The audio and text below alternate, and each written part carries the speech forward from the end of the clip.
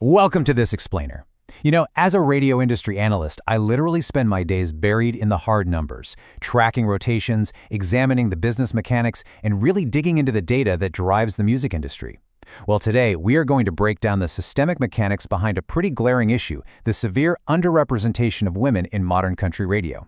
We're going to strip away all the opinions, the hearsay, and just look strictly at the hard data to see exactly how this happened.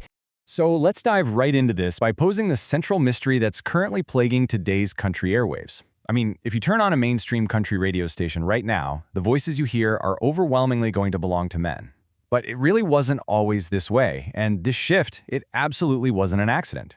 So where did all the women actually go, and maybe more importantly, who decided to take them off the air? To really wrap our heads around the sheer scale of this issue, we have to contrast the thriving era of the late 90s with the incredibly barren landscape of the late 2010s.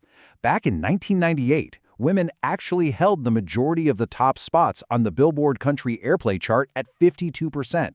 Now compare that to 2019, where that number plummeted to an abysmal 6%. That is a massive, artificial decline in just 2 decades. Here's a quick look at our agenda for today. We'll be walking through the history, analyzing the hard data, identifying those systemic bottlenecks, and finally, drawing some actionable conclusions. All right, starting with Section 1, the 1990s airwave reign. Let's look back at a time when the industry looked very, very different. So in the 1990s and early 2000s, icons like Shania Twain, Faith Hill, and the Chicks were completely commanding the airwaves. They were selling tens of millions of records and effortlessly crossing over to pop, and this set a real expectation of equality that inspired an entire new generation of female artists.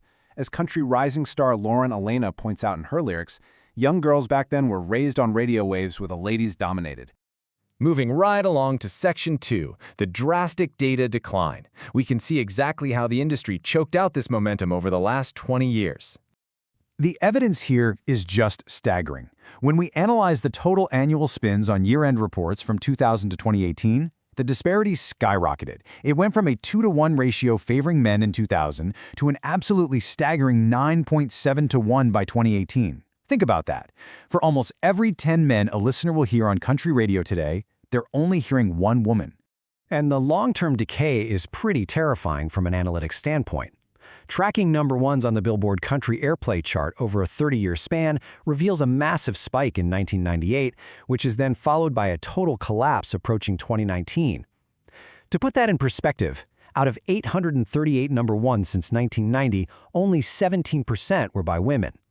In fact, between 2018 and 2019, there was a literal 17-month gap where not a single solo female artist reached number one.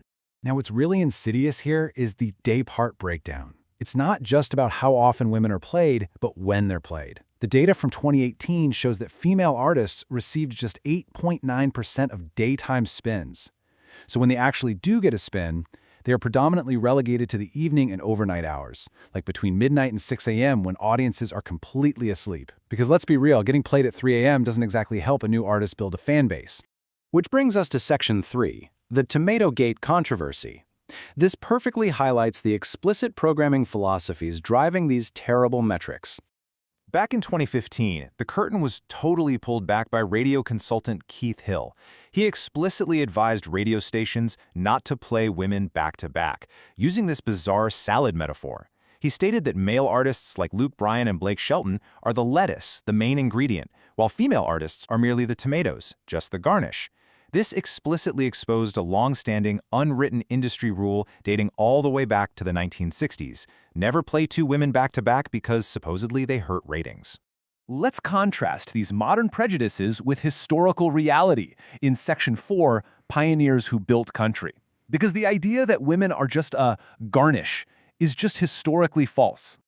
Far from being a mere garnish, women fundamentally built the foundation of country music.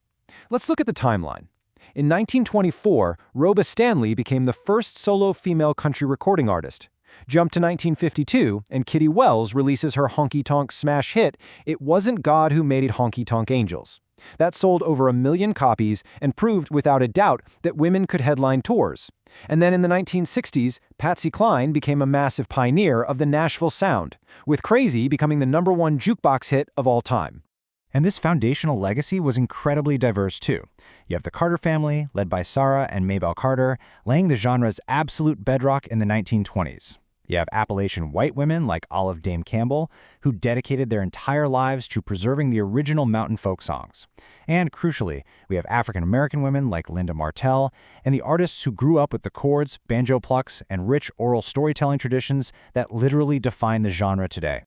Moving into Section 5, the gatekeeping ripple effect. We really need to understand how these historical contributions are actively suppressed today through the business mechanics of modern radio.